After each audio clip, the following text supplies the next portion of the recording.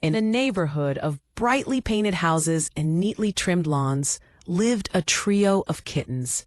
Ginger, the ginger with a heart full of mischief. Midnight, the sleek black shadow who moved in perfect silence.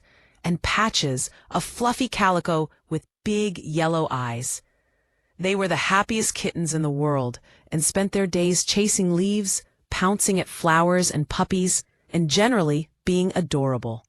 Their idyllic existence was shattered by the arrival of a mean-spirited tomcat named Shark. He was all scars, snarled fur, and a perpetually mean expression. Shark considered himself king of the neighborhood, and his favorite hobby was bullying any cats smaller than him. He would steal the kittens' favorite bouncy balls, hiss at them from the top of his porch stairs, and once he even swiped a delicious-looking fish right from the fluffy kitten's food bowl. The kittens were miserable. "We can't just let him get away with it," cried Ginger one afternoon, watching Shark strut down the street with their delicious, tasty meal in his mouth.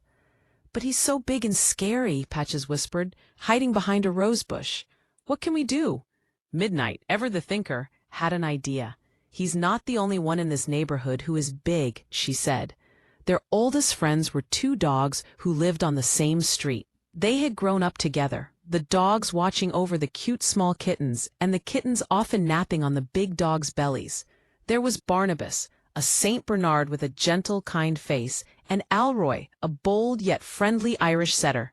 The kittens made their way to Barnabas and Alroy's yard. They explained their predicament, their tiny voices full of frustration. Barnabas listened intensely, and Alroy tilted his head with concern. "Aye, a bully, you say?" Alroy barked, his tail giving a low, serious thump against the ground. Barnabas, who was more of a strategist, said calmly, "We won't fight Shark directly, but we can outsmart him." They made a plan. The kittens would use their small size and speed to lure Shark. Barnabas and Alroy, in a grand surprise, would walk out and protect the small kittens. And with their sheer sizes and overwhelming canine presence, they planned to scare Shark. The next day, the plan was set in motion. The kittens waited for Meanie Shark near a pretty rosebush. Ginger, Midnight, and Patches all stood in the open, just out of pouncing range of the bully cat.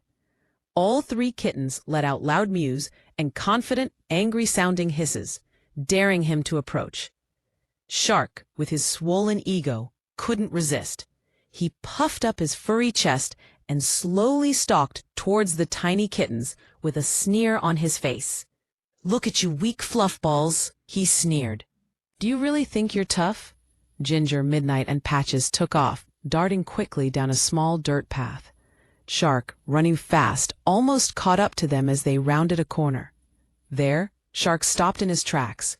He found himself face to face with two intimidating, towering dogs.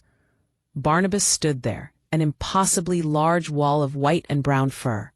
He stared down at Shark, licked slobber off of his lower lip, then showed his teeth and growled. Alroy looked at Shark and started barking non-stop at him as he walked around next to Shark to scare him even more.